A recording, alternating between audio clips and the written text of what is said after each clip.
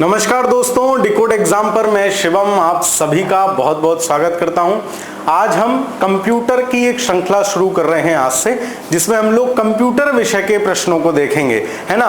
तो एक यूथ ने एक अच्छा कंपाइलेशन किया है, ये आपको बुक दिख रही है।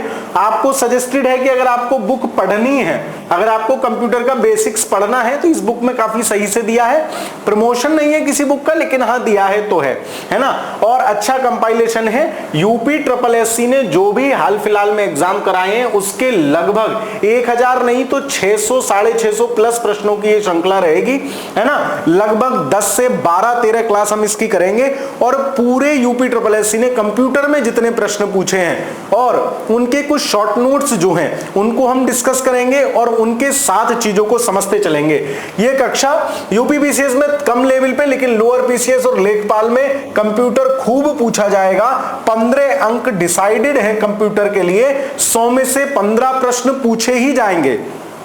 तो अभी हम ये बुक कर लेते हैं, इस बुक को 10-12 क्लास में खत्म कर लेंगे। फिर किसी ने अगर और अच्छा कंपाइलेशन किसी ने क्वेश्चन आंसर फॉर्मेट में दे रखा होगा तो उसको भी कर लेंगे।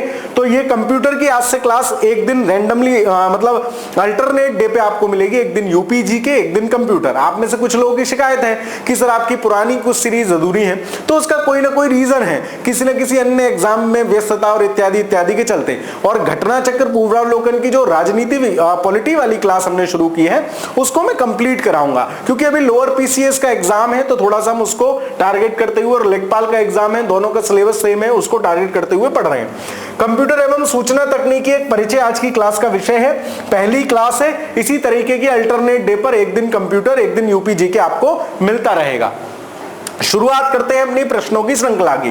पहला प्रश्न आपसे है कि पहली पीढ़ी में के कंप्यूटरों में इस्तेमाल की जाने वाली मुख्य मेमोरी डिवाइस क्या थी। देखो, कंप्यूटर की पीढ़ियों को हम 5 भागों में बांट के पढ़ते हैं, तो इस प्रश्न के हल करने से पहले इसी तरह जैसे मैं यूपी में आपको एडिशनल नॉलेज देता चल रहा हूं, ऐसे ही हम लोग कंप्यूटर में भी पढ़ेंगे। कंप्यूटर की सबसे पहले हमें क्या करना है, पीढ़ियों का टाइम पीरियड याद करना है। यह आपसे पेपर में पूछा जाता है, तो याद करो। प्रथम पीढ़ी के कंप्यूटर 42 से लेके 1955। तो आप ऐसे याद रखो कि कंप्यूटर भारत छोड़ो, भाई ऐसे ध्यान रखना कि जब भारत छोड़ो आंदोलन शुरू हुआ तब से लेके सन 55 हमारे बचपन तक कंप्यूटर का पहला फेज था। कब से कब तक, हमारे बचपन तक। तो 55 तुम्हें याद आ जाएगा, 42 से 55 पहला। दूसरा कब से शुरू होगा, 56 से 10 साल 64। तो दूसरा पीरियड है 56 से 64।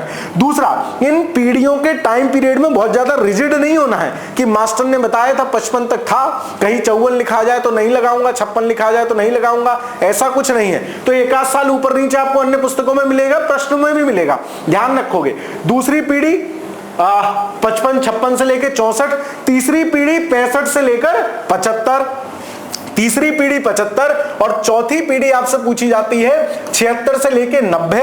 और पंचम पीढ़ी जो है 90 से अभी तक। याद करोगे कैसे, देखो पहली पीढ़ी है 42 से 55, मोटा मोटा याद कर लो 40 से 55, कितने साल हुए, 15। दूसरी पीढ़ी है 66 से लेके 65 से लेके और 75 तक 10 साल। फिर उसके बाद वाली जो अगली पीढ़ी 55 से लेके 65, फिर 65 से 75, यानी पहली पीढ़ी 15 साल, दूसरी पीढ़ी 10 साल, तीसरी पीढ़ी 10 साल, चौथी पीढ़ी फिर 75 से लेके 90 और पांचवी 90 से लेके वर्तमान तक। तो याद करने का यह तरीका आपको हो सकता है, मेरे साथ दोहराएंगे। 42 से 55, 56 से 64, 65 से 75, 75 से 90, 90 से वर्तमान। तो ये पीढ़ियों का कालक्रम भी आपसे पूछा गया है। अब इनमें हार्डवेयर क्या यूज हुआ ये खूब पूछा जाता है। एक ये और इनका सॉफ्टवेयर क्या। तीन बातों के बाद एक मेमोरी खूब पूछा जाता है और एक एग्जाम्पल खूब पूछे जाते हैं। ये कंप्यूटर की पीढ़ियों से सवाल खूब पूछा जाता है। पहला सवाल है, टाइम दे लो, 5-7 सवाल इस प्रकार के हैं। पहली वाली में क्या हुआ, दैट इज वैक्यूम ट्यूब। इसको याद करो, वीटी वैक्यूम ट्यूब, निर्वात ट्यूब इसमें हार्डवेयर के रूप में यूज था।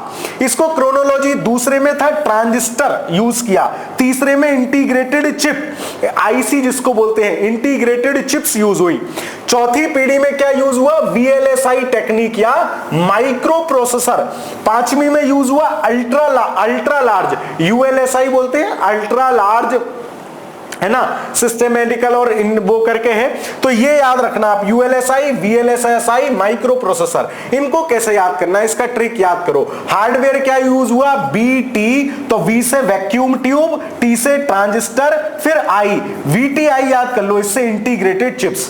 तो पहली 3 पीढ़ी में जो हार्डवेयर यूज हुए, आपसे सवाल खूब पूछा जाता है, इनको बहुत ज्यादा समझोगे। व्हाट इज निर्वात ट्यूब, तो एक वैक्यूम ट्यूब होती थी जो कंप्यूटर में हार्डवेयर के रूप में यूज होती थी। कंप्यूटर को चलाने के लिए जिस प्रकार से उस पर इलेक्ट्रॉन पुंज आती थी, इलेक्ट्रॉन पुंज कैसे मशीन पे, उसके मॉनिटर पे प्रिंट होगी, वो चीज मॉनिटर पे, स्क्रीन पे दिखेगी, इन सब चीजों के लिए वो चीजें थी। तो आपसे पूछा जाएगा कि पहली पीढ़ी में हार्डवेयर क्या यूज होता था, तो मेरे से आप याद करो, वीटी वैक्यूम ट्यूब, दूसरी में ट्रांजिस्टर, तो वीटीआई वैक्यूम ट्यूब, दूसरे में ट्रांजिस्टर, तीसरे में इंटीग्रेटेड चिप्स, है ना, आईसी इंटीग्रेटेड चिप्स। और जब बहुत सारी आईसीओ को एक जगह जोड़ दिया हमने, तो उसको हमने बोल दिया माइक्रो प्रोसेसर या VLSI, very large, VL very large. और अगला 5वीं पीढ़ी का है अल्ट्रा लार्ज, और अल्ट्रा लार्ज के साथ ULSI के साथ अब हम इसमें AI का भी यूज कर रहे हैं, आर्टिफिशियल इंटेलिजेंस का भी यूज कर रहे हैं। तो हार्डवेयर आप समझ रहे हो क्या चीज है, निर्वात ट्यूब यूज करा, अब पहली पीढ़ी में निर्वात ट्यूब यूज करा, समय जरूर लगेगा लेकिन कंप्यूटर की पीढ़ियों से सवाल पूछे जाते हैं। फिर सॉफ्टवेयर, इसमें जो यूज कर रहे हैं वो कर रहे हैं मशीनी भाषा। मशीनी भाषा कौन सी है, 0-1, इसको बाइनरी कोडिंग भी कहते हैं, बाइनरी संख्याओं के रूप में भी कहते हैं। 0-1 के रूप में मामला इस्तेमाल होता था सॉफ्टवेयर। फिर दूसरी पीढ़ी में आ गई उच्च स्तरीय असेंबली भाषाएं, हाई वाली टेक्नोलॉजी वाली भाषाएं आ गई, जैसे भाषाएं C है, C++ है, हालांकि ये बाद में जाके आएंगी, लेकिन हाई भाषाओं आ गई, भाषाओं के कोड आ गए। सॉफ्टवेयर, जैसे आज के समय में कोई सॉफ्टवेयर किसी को बनाना है, तो सॉफ्टवेयर बनाने के लिए उसको भाषाओं की, जो कंप्यूटर भाषाएं हैं उनके संयोजन से सॉफ्टवेयर बनते हैं। तो यहां सॉफ्टवेयर कैसे बन रहे थे, मशीनी भाषा से, पहली पीढ़ी स्टार्टिंग पीरियड। दूसरे में हाई वाली भाषाएं आ गई, उच्च स्तरीय भाषाएं आ गई। तीसरे में और हाई लेवल भाषाओं का मानकीकरण हो गया। चौथी पीढ़ी में क्या हो गया, ग्राफिकल यूज इंटरफेस आ गया, ग्राफिकल यूज। फिर C भाषा, पर्सनल कंप्यूटर के लिए ऑपरेटिंग सिस्टम आ गए अलग से। फिर अगली में मल्टीमीडिया और इंटरनेट सॉफ्टवेयर आ गया। तो भाषा आपसे जो पूछी जाती है वो पहले सॉफ्टवेयर की भाषा, तो पहले और दूसरी पीढ़ी आपसे पूछा जाता है, पहली पीढ़ी में क्या था, तो मशीनी भाषा थी, दूसरी में हाई लेवल लैंग्वेज थी।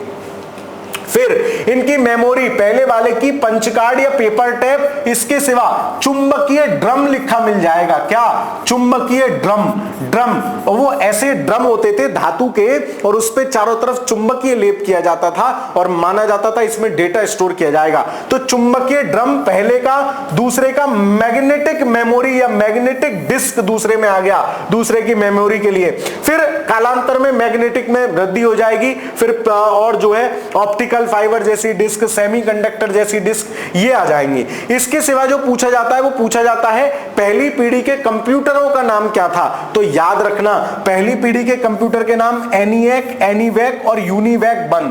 देखो ENI और ENIAC, EDVAC, तो ENIAC, EDVAC और UNIVAC। अब देखो ये सब कैसे हैं, यूनी माने क्या होता है, 1, एनी माने क्या है, 1, तो एनी, एड, यूनी, ये सब पहले के हैं। तो ENIAC पूछ ले, एडवैक पूछ ले, UNIVAC-1 पूछ ले, ये पहली पीढ़ी के कंप्यूटर हैं। दूसरी पीढ़ी के कंप्यूटर में क्या हुआ, IBM 1401 दूसरी पीढ़ी का कंप्यूटर है, IBM 1401। और UNIVAC केवल पूछे, UNIVAC-1 जिसमें लगा हुआ है पहली पीढ़ी का कंप्यूटर है, केवल UNIVAC पूछे तो दूसरी पीढ़ी का कंप्यूटर है। तीसरी पीढ़ी में क्या हुआ, IBM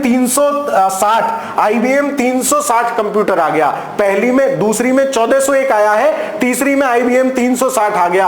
और चौथी पीढ़ी 1981 में माना जाता है पर्सनल कंप्यूटर आ गए।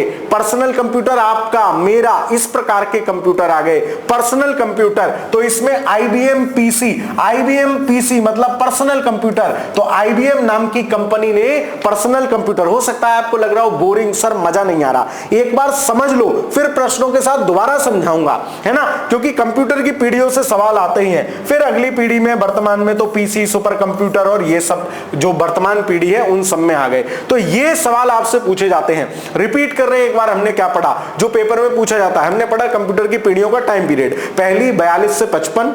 अगर तुम्हें याद आ रही है मतलब तुम क्लास में सीरियसली बैठे हो, और कंप्यूटर थोड़ा टफ टॉपिक है, सीरियसली बैठ के समझना पड़ेगा। शुरुआत से ही आनंद आने शुरू नहीं होते हैं, हौले हौले हो जाएगा प्यार, तो हौले हौले आनंद आएंगे। तो पहली पीढ़ी का टाइम 42 से 55, दूसरी 55 यानी 56 से लेके 64, तीसरी 65 से लेके 75, चौथी पीढ़ी 75 से लेके 90, पांचवी पीढ़ी 90 से लेके वर्तमान। पहली पीढ़ी में हार्डवेयर क्या यूज हुआ, तो सर आपने बताया बीटीआई याद कर लो। तो पहली पीढ़ी में बी मतलब वैक्यूम ट्यूब, दूसरी पीढ़ी में टी मतलब ट्रांजिस्टर, तीसरी पीढ़ी में आई मतलब इंटीग्रेटेड चिप्स, है ना, चौथी पीढ़ी में VLSI वेरी लार्ज वाली टेक्निक यूज होगी, चौथी में अल्ट्रा लार्ज मतलब हमने इंटीग्रेटेड चिप्स जो आईसीज हैं उनका संयोजन कर दिया। तो सॉफ्टवेयर पांचों पीढ़ियों के कंप्यूटर के आपके समझ में आ गए। उसके बाद आपसे पूछा जाता है मेमोरी स्टोरेज। तो पहली वाली उसमें या तो पेपर कार्ड थे, पहली जो पीढ़ी है, या पंच कार्ड थे। तो पेपर कार्ड, पंच कार्ड अथवा चुंबकीय ड्रम। मैग्नेटिक टेप नहीं है, मैग्नेटिक टेप तो बाद में आ गई, मतलब वो एक ही टेप में सब कुछ हो गया, वो दूसरी पीढ़ी से आना शुरू हुई, और तीसरी चौथी से फिर उनकी भंडारण क्षमता बढ़नी शुरू हो गई। कंप्यूटर पूछता है तो पहली श्रेणी का एनिएक, एडवेक और यूनिवैक प्रथम, दूसरी श्रेणी का IBM 1401, यूनिवैक, ये दूसरी श्रेणी के हैं, यूनिवैक और IBM 1401। तीसरी श्रेणी का IBM 360, और चौथी श्रेणी में जाके क्या हुआ, चौथी श्रेणी में जाके कंप्यूटर का पर्सनल कंप्यूटर आ गया, IBM PC का आगमन हो गया, IBM PC का आगमन हो गया। तो इस प्रकार कंप्यूटर की पांचों पीढ़ियों से जो सवाल पूछे जा सकते थे वो मैंने आपको बता दिए। अब देखते हैं क्वेश्चन क्या कह रहा है। पहली पीढ़ी के कंप्यूटरों में इस्तेमाल की जाने वाली मुख्य मेमोरी डिवाइस क्या थी, तो ट्रांजिस्टर मेमोरी। तो पहली पीढ़ी में ट्रांजिस्टर आया नहीं है, ट्रांजिस्टर कब आया है, दूसरी पीढ़ी में। फिर चुंबकीय डिस्क भी दूसरी पीढ़ी में है। आईसी एकीकृत सर्किट, आईसी, ये तो तीसरी पीढ़ी की बात हो गई सर। चुंबकीय ड्रम आपने बताया, मैग्नेटिक ड्रम या पेपर कार्ड, ये पहली पीढ़ी के मेमोरी कार्ड के रूप में यूज होते थे। ठीक, सवाल अब आसान लग रहा होगा। UPSSC प्रवर्तन कांस्टेबल में पूछा गया, अभी 5वें महीने 2025 में पेपर हुई है। पहली पीढ़ी के कंप्यूटर में मुख्य मेमोरी डिवाइस के रूप में चुंबकीय ड्रम, मैग्नेटिक ड्रम का उपयोग किया जाता था। इन कंप्यूटरों में सर्किटरी और वैक्यूम ट्यूब का इस्तेमाल होता था। तो हमें पता है पहली पीढ़ी में वैक्यूम ट्यूब है, लेकिन डेटा स्टोर करने के लिए चुंबकीय ड्रम मुख्य मेमोरी के रूप में अपनाया गया था। तो ये जो डिटेल है इसको हमने देख लिया। आगे चलते हैं। कंप्यूटर सिस्टम के दो मुख्य घटक क्या हैं, तो कंप्यूटर में दो आइटम है, एक हार्डवेयर, एक सॉफ्टवेयर। ये जो डब्बा आप देख रहे हो स्मार्ट बोर्ड, ये क्या है, हार्डवेयर है। और जिस सॉफ्टवेयर पे ये क्वेश्चन नेक्स्ट आगे पीछे हो रहे हैं, चल रहा है, वो क्या है, सॉफ्टवेयर है। ये डब्बा जो आप देख रहे हो ये हार्डवेयर है। हार्डवेयर मतलब जो हार्ड हो, जिसे छू के देखूं तो आराम सा मिले, मतलब छू के देखूं तो पता चले, वो क्या है, हार्डवेयर। और सॉफ्टवेयर जो सॉफ्ट है, छूने से पता ही नहीं चलेगा भाई, वो सॉफ्टवेयर है। जैसे तुम फोन में MX प्लेयर चला रहे हो, वो सॉफ्टवेयर है, लेकिन फोन आपका मोबाइल फोन क्या है, हार्डवेयर है। ऐसे ही कंप्यूटर के दो मुख्य घटक हैं, क्या, सॉफ्टवेयर और hardware. Option number B. Memory और स्टोरेज तो एक ही बात हो गई। प्रोसेसर और नेटवर्क अलग अलग चीजें हैं। इनपुट आउटपुट उसका सिस्टम है कि कुछ हम इनपुट देंगे वो हमें कुछ आउटपुट देगा, लेकिन कंप्यूटर सिस्टम के दो घटक पूछ ले तो सॉफ्टवेयर और हार्डवेयर, इनके बिना कंप्यूटर बनेगा ही नहीं। हार्डवेयर ले आओ, कंप्यूटर तो डब्बा है जी, है ना। तो इस प्रकार की चीजें। तो कंप्यूटर के दो प्रमुख घटक होते हैं, हार्डवेयर वह भौतिक उपकरण जिन्हें हम छू सकते हैं, CPU, कीबोर्ड, मॉनिटर, ये सब। सॉफ्टवेयर यह प्रोग्राम्स और निर्देशों का समूह है जो हार्डवेयर को कार्य करने का निर्देश देता है। हार्डवेयर को बताता है कि भैया ऐसे चलो। ऑपरेटिंग सिस्टम, मानो सॉफ्टवेयर हमारा मन, हमारा दिमाग की बत्ती जो जलती है, जो हमारा मन करता है, वो क्या है, सॉफ्टवेयर है। और ये हार्ड मास का शरीर जो आपको दिख रहा है, ये हार्डवेयर है। ठीक, चलिए अगला पूछा है 1981 में कंप्यूटर के इतिहास में कौन सी महत्वपूर्ण घटना घटी? मास्टर ने बताया 1981 में आईबीएम ने पर्सनल कंप्यूटर ला दिया, अपना पीसी ले आए पर्सनल कंप्यूटर। तो एप्पल का मेंटिकोस लाइन का शुभारंभ नहीं, पहले आरआईएस वर्क स्टेशन का मिमोजन नहीं, पहले चुंबकीय टेप स्टोरेज, तो चुंबकीय टेप स्टोरेज तो कब आ गया? सेकंड पीढ़ी में, और सेकंड पीढ़ी कब से शुरू हो रही है? 1956 से, तो ये भी नहीं होगा। आईबीएम पीसी का परिचय हो गया, आईबीएम ने पर्सनल कंप्यूटर लॉन्च कर दिया 1981 में अपना। ठीक, तो सन 1981 में कंप्यूटर के इतिहास में कहते हैं तो महत्वपूर्ण घटना घटी। आईबीएम, अब तक सर क्या पर्सनल कंप्यूटर ना होता था? ना, कार्यालयों में होते थे, बड़े बड़े जो टेक्नोलॉजिकल संस्थान है उनमें होते थे, पर्सनल कंप्यूटर जैसी कोई चीज थी ही नहीं। अपना पहला पर्सनल कंप्यूटर आईबीएम पीसी 5150 इसका नाम है भाई साहब, आईबीएम पीसी 5150 पेश किया। यह घटना इसलिए महत्वपूर्ण मानी जाती है क्योंकि पर्सनल कंप्यूटर क्रांति की शुरुआत का प्रतीक बना। भाई साहब लोगों ने व्यक्तिगत कंप्यूटर हो गए। आईबीएम एक प्रतिष्ठित कंपनी थी और उसके प्रवेश से पीसी मार्केट को वैधता प्रदान हुई। इससे पीसी में इंटेल 8088 प्रोसेसर और माइक्रोसॉफ्ट का एमएस डॉस ऑपरेटिंग सिस्टम था। इसके बाद आईबीएम कंपोजिटेबल पीसी आए और आईबीएम ने एक बड़ा बाजार, आईबीएम एक अमेरिकन कंपनी है, बड़ा मार्केट बनाया। डिजिटल रूप में सूचना संग्रहित करने के लिए किस उपकरण का उपयोग किया जाता है? Which device is used to store the information in digital format? अब क्या पाठ्य पुस्तक, किताब में, बुक में, टेक्स्ट बुक में तुम क्या डिजिटली कोई सूचना रखोगे? ना। टाइपराइटर में क्या कोई डिजिटल सूचना रहती है? व्हाइट बोर्ड पर रहती है क्या? नहीं। लैपटॉप में क्या होता है? डिजिटली सूचनाओं का संग्रहीकरण रहता है। बहुत सरल सवाल है, आगे चलते हैं। तो कंप्यूटर को तुम लोग हवा मत बनाओ, कंप्यूटर सरल क्वेश्चन आएंगे, 15 क्वेश्चन आएंगे तो 10 क्वेश्चन ऐसे होंगे जिसके सारे लल्ला बाबू कर पाएंगे, हमारे सारे लल्ली रानी कर पाएंगी, है ना। लेकिन जो 5 क्वेश्चन होंगे वो थोड़े अच्छे लेवल के होंगे, तो उसकी हमें तैयारी करनी है। डिजिटल रूप में सूचना संग्रहित करने का अर्थ है जानकारी का इलेक्ट्रॉनिक रूप में संग्रहित करना, जिसे कंप्यूटर या अन्य डिजिटल उपकरणों में पढ़ा बदला साझा किया जा सके। पाठ्य पुस्तक भौतिक है, टाइपराइटर क्या है? टक टक वाला वो टाइपराइटर है, व्हाइट बोर्ड, लैपटॉप, ये सब आपको डिटेल में दिया है। कंप्यूटर का प्राथमिक उद्देश्य क्या है? सर गेम खेलने, ना, गेम खेलना ना लाला। ड्राइंग और डिजाइनिंग यो नहीं होगा। मनोरंजन, गेमिंग क्या है? डेटा का भंडारण। ये सब प्राइमरी यूज नहीं है, ये सब सेकेंडरी यूज है कि हम गाना सुनेंगे, है ना, हम क्या करेंगे? गेम खेलेंगे। प्राइमरी यूज क्या है? डेटा का स्टोरेज होगा, प्रसंस्करण, प्रोसेसिंग होगा, और रिवाइवल और रिट्राइवल ऑफ डेटा होगा, डेटा की पुनर्प्राप्ति होगी। तो option number D will be the right answer for this question. ठीक है, चलिए आगे चलते हैं। अब देखो ये हैं हल्के सवाल और भाई साहब कितने खतरनाक हैं, मतलब खोदा पहाड़ निकली चुईया वाले सवाल हैं।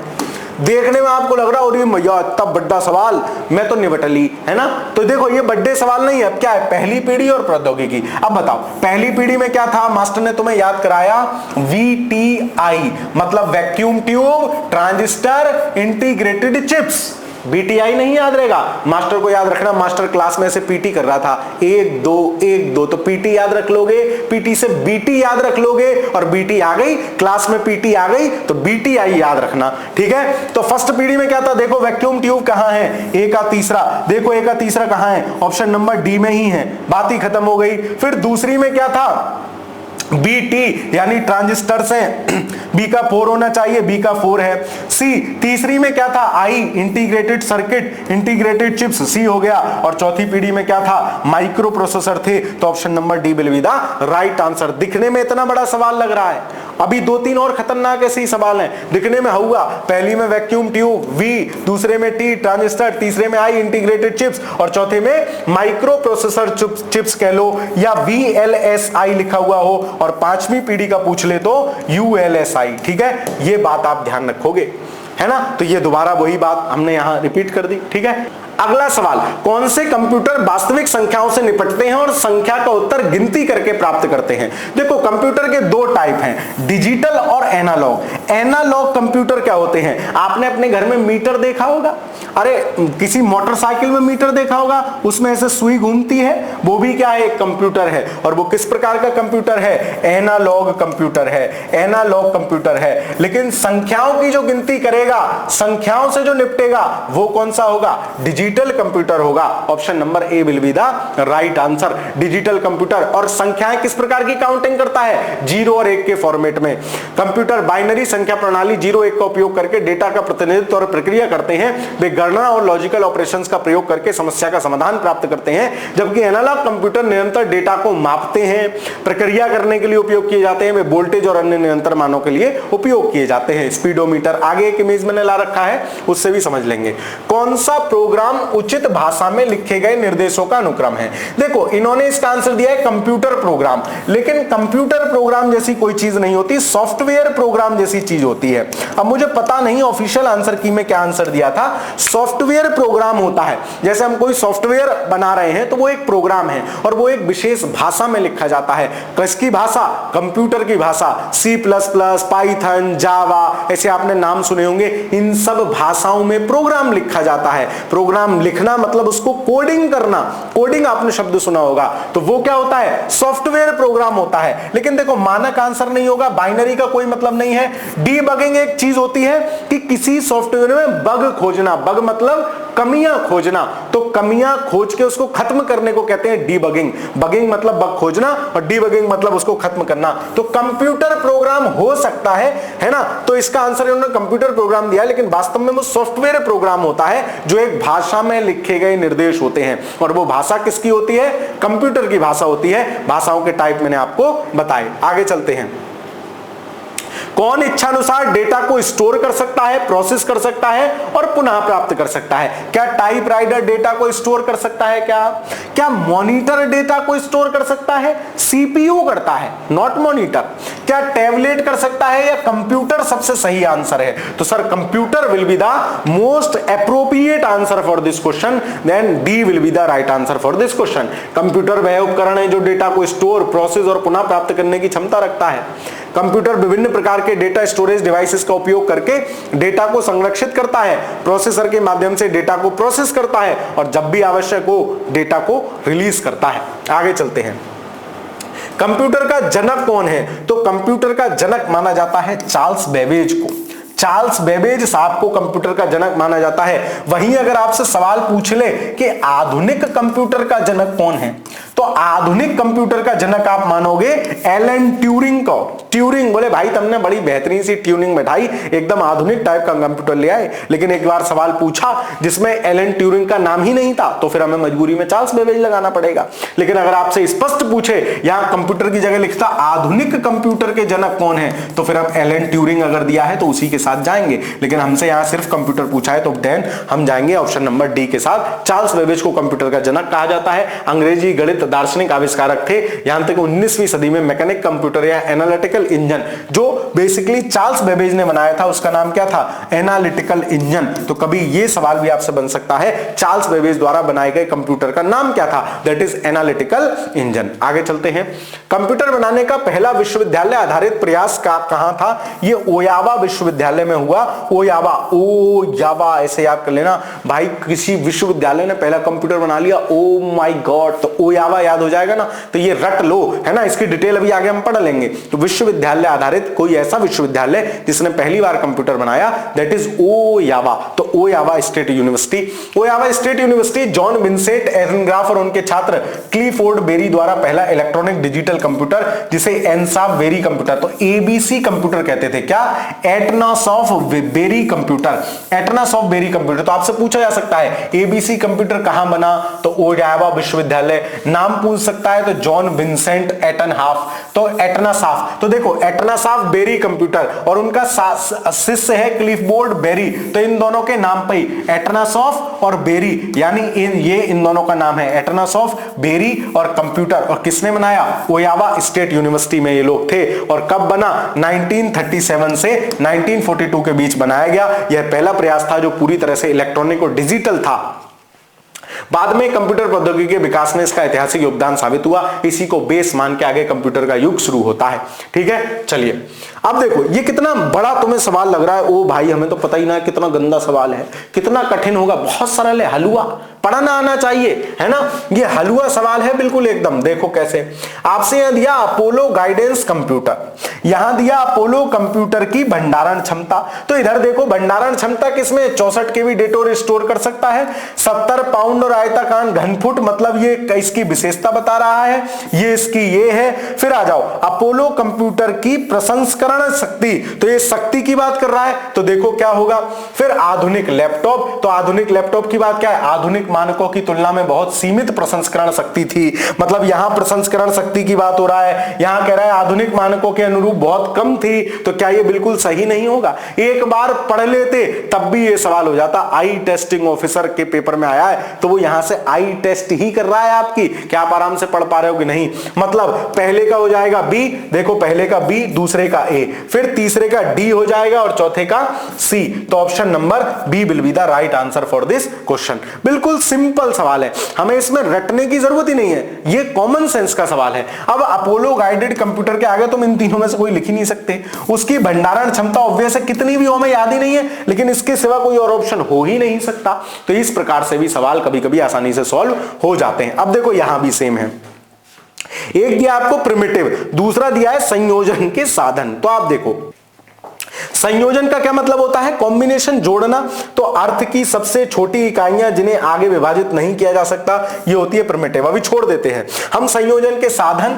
तो संयोजन के साधन देखो, किसी भाषा के अर्थ की सबसे छोटी इकाइयों का अध्ययन छोड़ो। संयोजन के नियम, तो देखो यहां दिया है संयोजन के नियम और यहां दिया है वे दिशा निर्देश या सिद्धांत जो बताते हैं सरल इकाइयों को किस प्रकार संयोजित करके बड़ी संरचनाएं बताएं, मतलब वे दिशा निर्देश या नियम। मतलब चौथे का क्या होगा, चौथे का ए होना चाहिए, है ना। देखो हमने यही लिख लिया, ये कॉमन सेंस का सवाल है, 4 का ए होना चाहिए। अब देखो फिर क्या है, एक भाषा प्रणाली जो नियमों के सेट के माध्यम से असीमित संख्या और सतही रूप की अनुमति देती है। तो देखो यहां भी अनंत और असीमित की बात हो रही है, ये भी अनंत भाषाओं की बात हो रही है, मतलब तीसरे का क्या हो जाएगा, ई।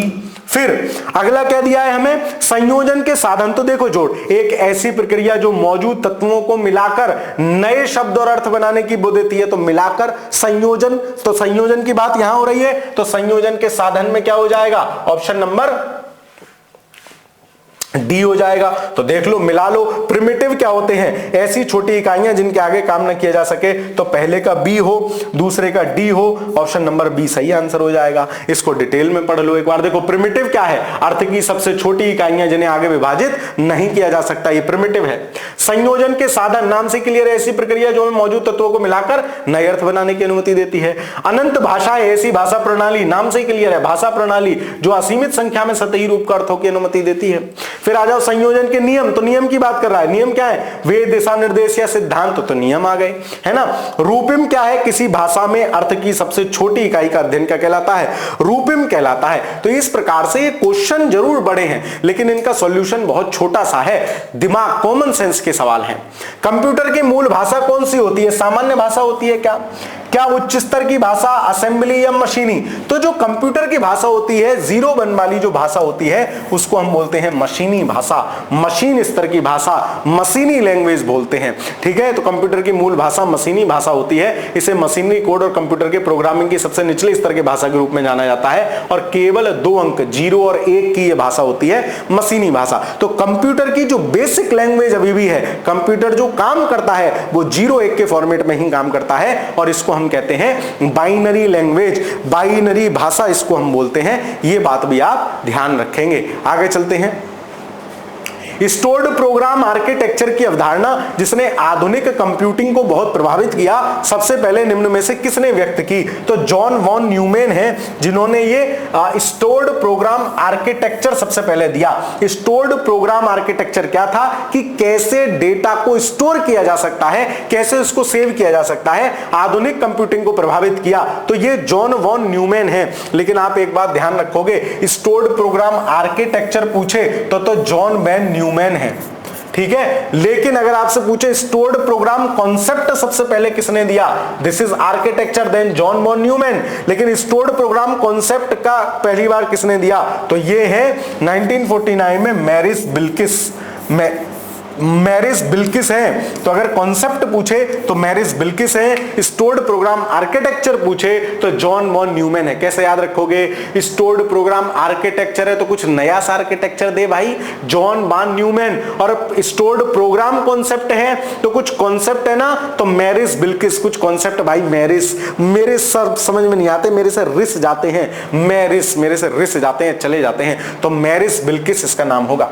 निम्नलिखित में से कौन पांचवी पीढ़ी के कंप्यूटरों की नींव है? अब देखो क्या है, ये लिखा हुआ है VVLSI, जबकि पांचवी पीढ़ी में हमने क्या पढ़ा था? ULSI, मतलब ये तो होगा नहीं।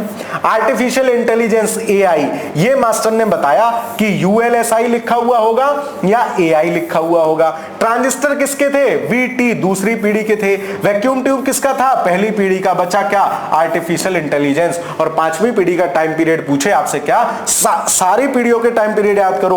1942 से 55, दूसरी 56 से 64, तीसरी 65 से 75, चौथी 76 से 90 और पांचवी 91 से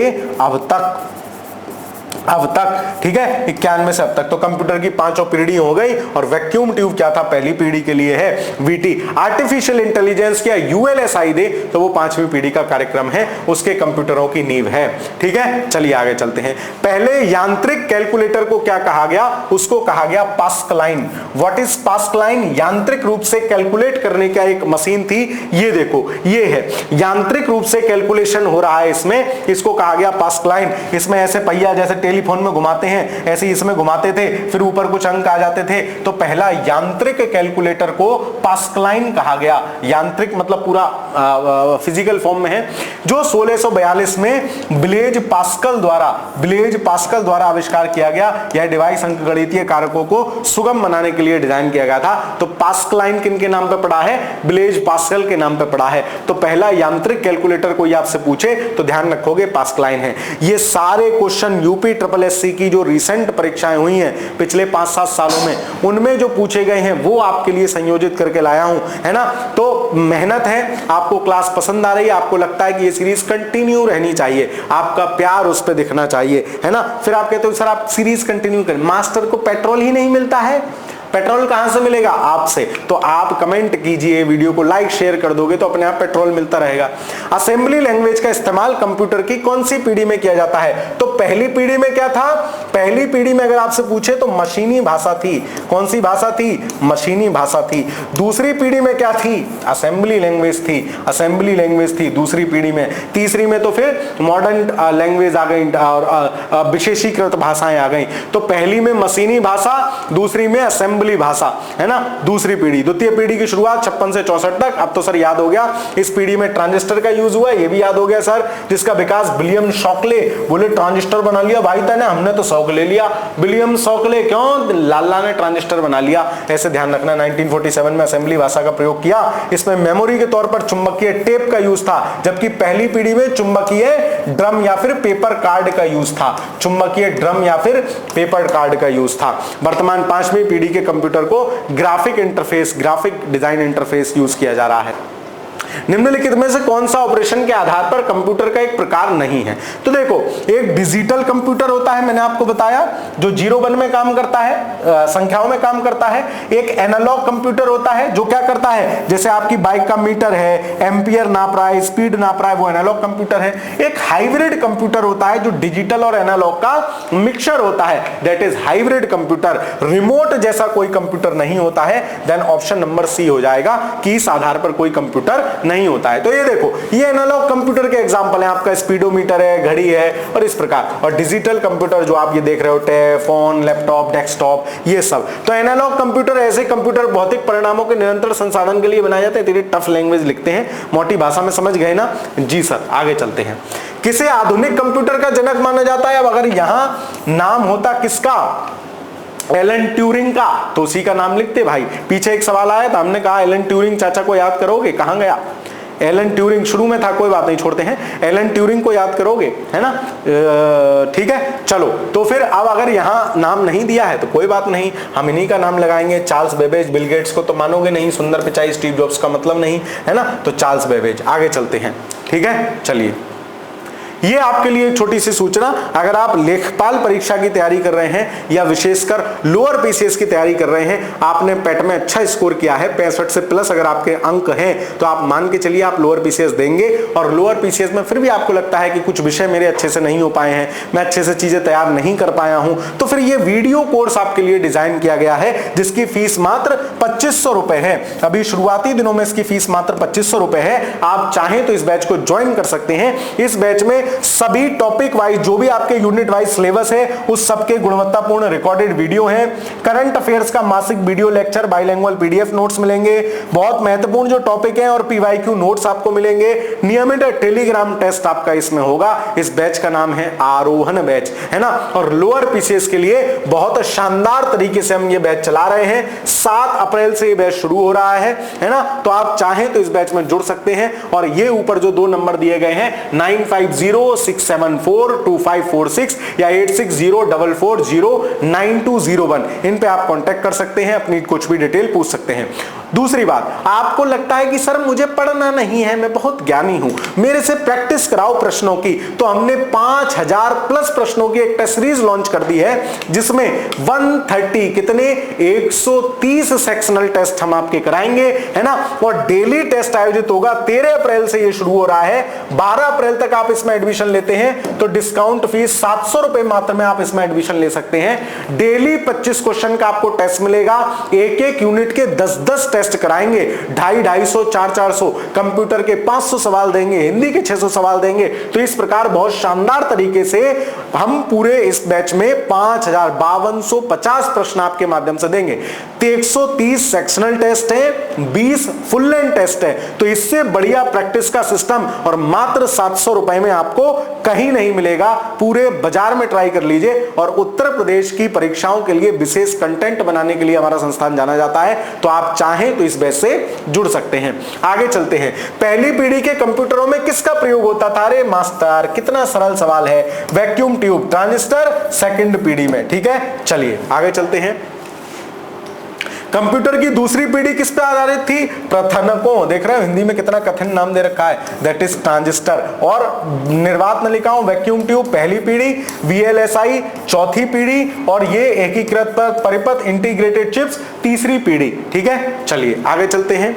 फिर भारत का सबसे शक्तिशाली सुपर कंप्यूटर प्रत्यूष आईआईटीएम भारतीय उष्णकटिबंधीय मौसम विज्ञान संस्थान पुणे में स्थापित है। तो आपको मौसम विज्ञान उष्णकटिबंधीय मौसम विज्ञान संस्थान कहां है? पुणे में है, वहां ये स्थापित है। ये 2018 में आईआईटीएम प्रत्यूष 2018 में स्थापित किया गया था, है ना। तो करंट अफेयर्स का भी इसको सवाल मान सकते हैं हम, लेकिन कंप्यूटर का तो है ही है।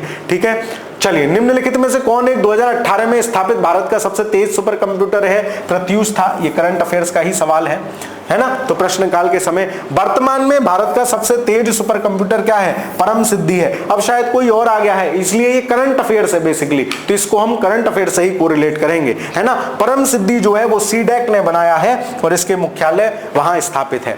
3G, 4G, 2G, GG, इनमें G का क्या मतलब है? इनमें G का मतलब होता है जनरेशन। फर्स्ट जनरेशन नेटवर्क किसकी? Second generation, third generation, fifth generation. वर्तमान में 5G चल रहा है, तो फिफ्थ जनरेशन चल रहा है, 5G चल रहा है, फिफ्थ जनरेशन चल रहा है। निर्देशों का एक संग्रह है जो कंप्यूटर द्वारा निष्पादित किए जाने वाले विशिष्ट कार्य हैं। तो क्या जो प्रोग्राम है, कंप्यूटर प्रोग्राम जिसको कहते हैं, वो प्रोग्राम क्या है? जैसे हमने कोई प्रोग्राम बनाया, तो प्रोग्राम बनाया, वो कंप्यूटर को निर्देश दिए कि तुम ऐसे करना, जब हम एंटर दबाएं तो तुम ऐसे लपक के आ जाना, जब मास्टर यो वाला बटन दबाएगा तब नेक्स्ट स्लाइड आ जाएगी। ये एमएस वर्ड, एमएस ऑफिस का प्रोग्राम है। तो प्रोग्राम क्या होता है? निर्देशों का संग्रह है जो कंप्यूटर को निष्पादित किए जाने वाले विशिष्ट कार्य हैं। कंप्यूटर को पता चलता है कि इन निर्देशों के आधार पे कैसे कैसे क्या क्या काम किए जाना है।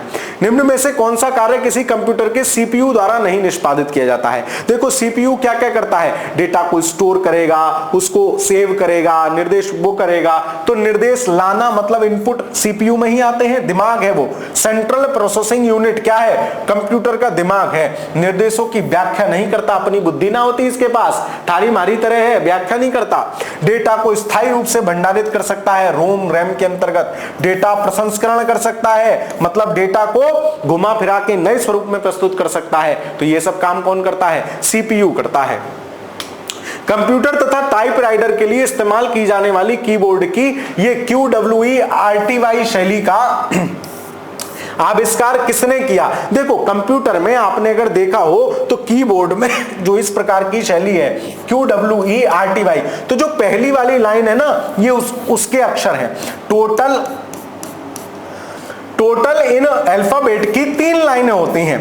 इन 3 लाइनों में जो सबसे ऊपर वाली लाइन है उसमें ये अक्षर होते हैं QWERTY, इसी क्रोनोलॉजी में। तो ये किसने कहा? भाई ABCD लिख देता, तेने लेथन फैला दिया। क्या कर दिया? लेथन कहते ना कुछ गड़बड़ कर दो तो तेने लेथन फैला दिया यार। सीधे सीधे लिख देता ABCD, तो लेथम से लेथन याद रखोगे, क्रिस्टोफर लेथम सोल्स। इसने क्या किया? लेथन फैला दिया भाई। सीधे सीधे लिख देता तो क्वार्टरली शैली का क्वेरटी बोलते हैं, QWERTY, क्वेरटी है ना। थोड़े अंग्रेज टाइप के और थोड़ी जीभ नू करके मोड़ के बोलते हैं क्वेरटी, ठीक है। खैर, तो इसका किसने किया? तो हमें तो याद है कि लेथन फैला दिया भाई, ABCD कर देता तो थोड़ा अच्छा होता।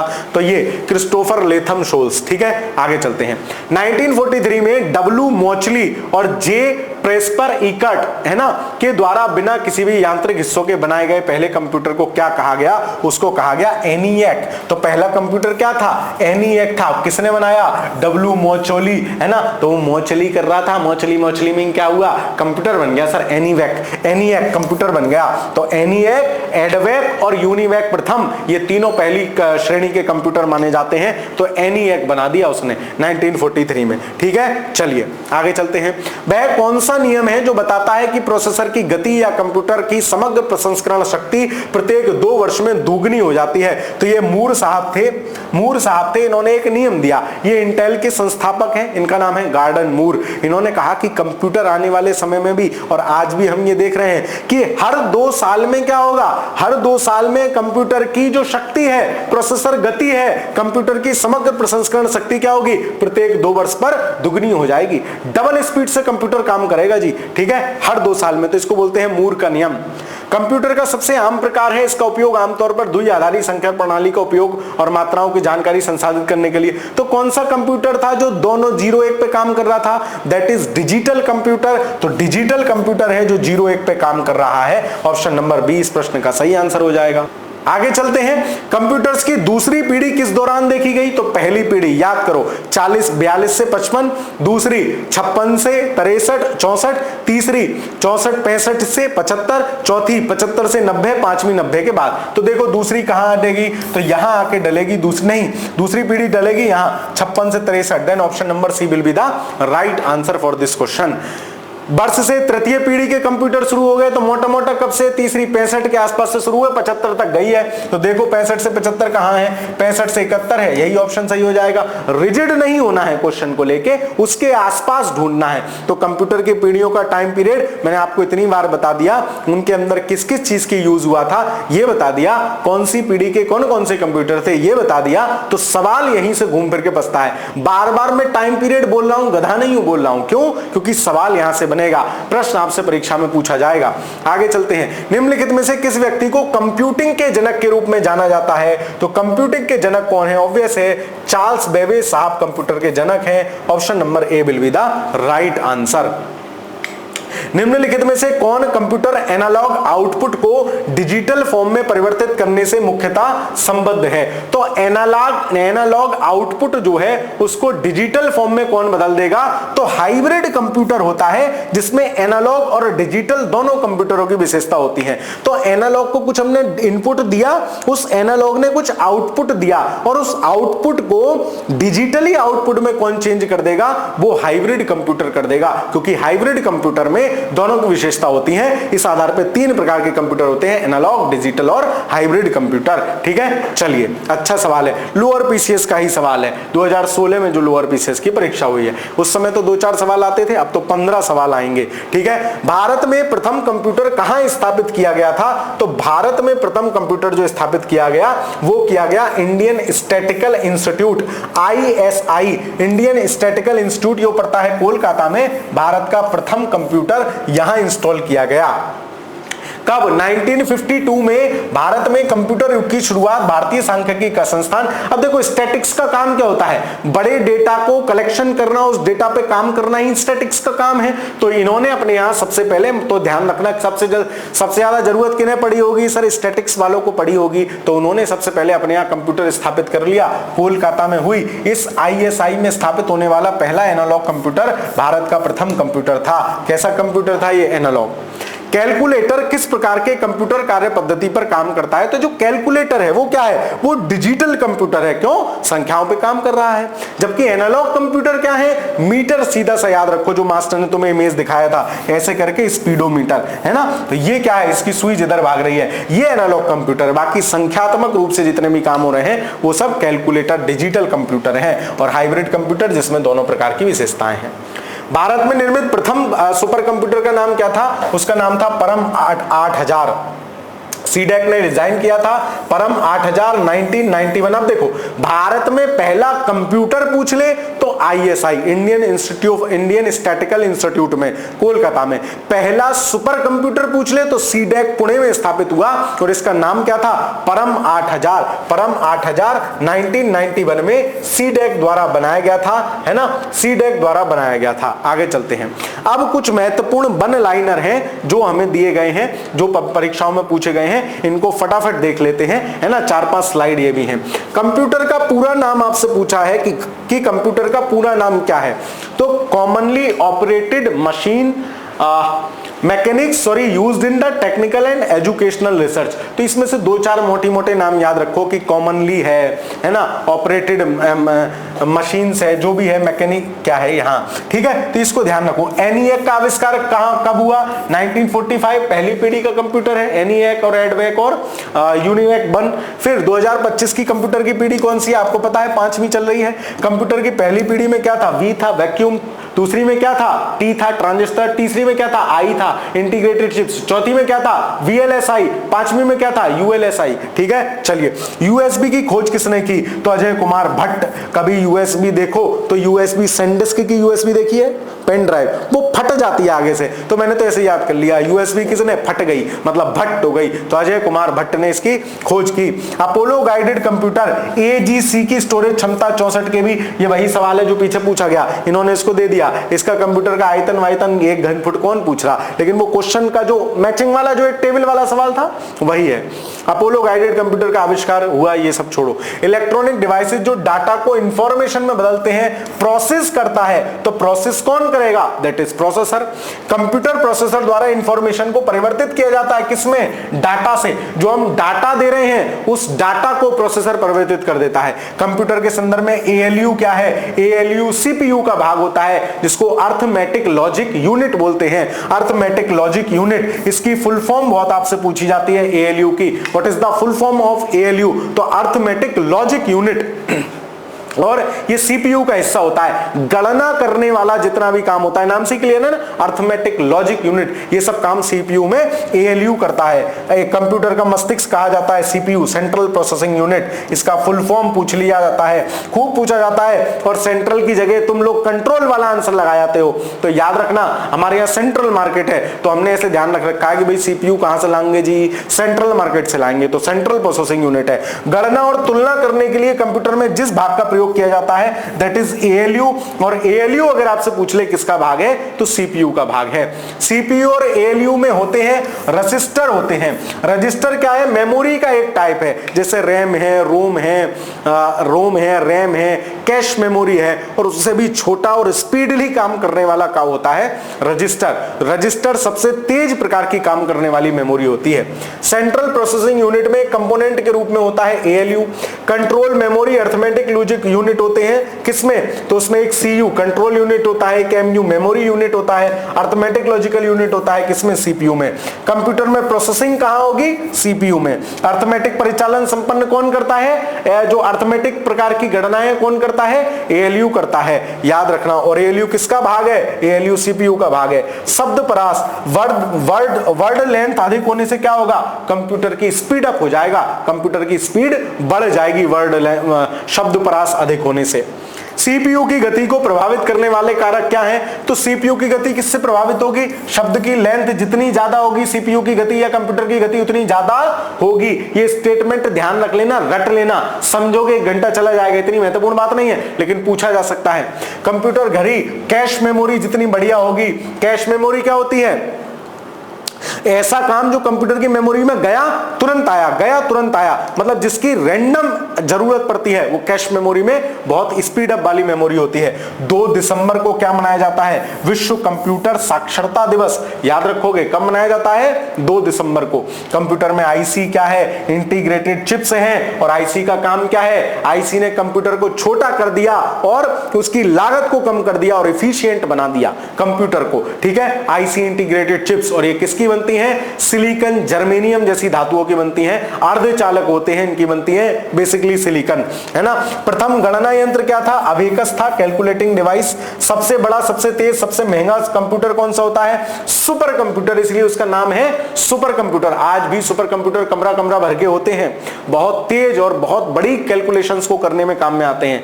भारत में विकसित परम सुपर कंप्यूटर का विकास किसने किया? सीडेक ने पहला भारत का सुपर कंप्यूटर था। कब बना? 1991 में बना।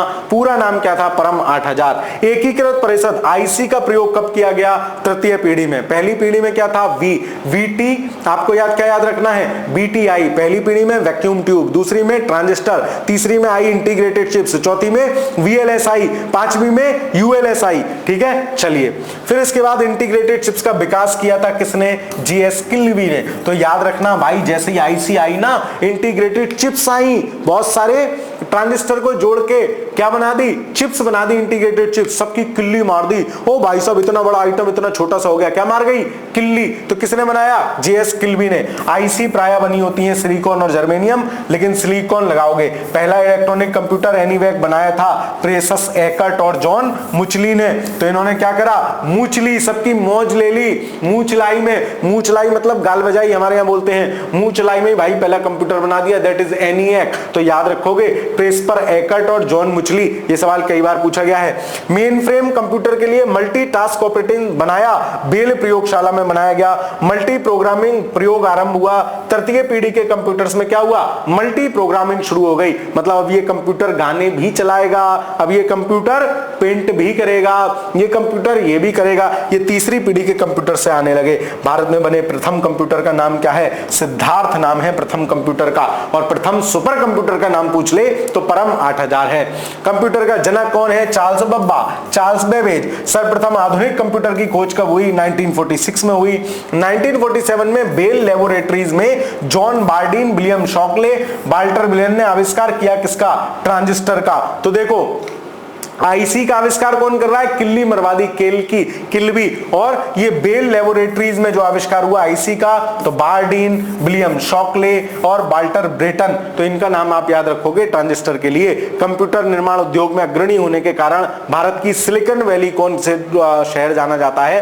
तो भारत की सिलिकॉन के वैली मानी जाती है बंगलुरु शहर। क्यों? अमेरिका की सिलिकॉन वैली ऐसी जगह है जहां इस प्रकार की चीजों का काम होता है, कंप्यूटर इत्यादि का काम होता है। तो वैसे ही भारत में बेंगलुरु में माना जाता है ना। तो आज हमने कंप्यूटर की पहली कक्षा देखी, 40 लगभग सवाल किए, उसके सिवा कुछ वन लाइनर स्टेटमेंट के फॉर्मेट में भी देख लिए। इससे अच्छा तरीका और क्या हो सकता है? मास्टर आपको प्रश्न कराता है, प्रश्न के माध्यम से कॉन्सेप्ट समझाता है। सेम तरीका हम यूपी जीके में भी अपना रहे हैं। तो जो साथी यहां पहली बार आए हैं, यूपी जीके की भी प्लेलिस्ट जाके देखिए, वो भी हम बहुत शानदार तरीके से यूपी जीके को कर रहे हैं। तो आपने अगर वो कक्षाएं नहीं देखी हैं तो अवश्य देखते चलिएगा, बहुत लाभप्रद आपको रहने वाली है। और इन कक्षाओं को अपने दोस्त सखा मित्र मंडलियों में ज्यादा से ज्यादा शेयर कर दीजिएगा, ताकि इन क्लासेस से आपको लाभ मिले, मास्टर को ऊर्जा मिले, क्लास निरंतर चलती रहे। आप मुझसे कुछ भी जानना, पूछना, समझना चाहते हैं तो इंस्टाग्राम पे @shivamasHB27,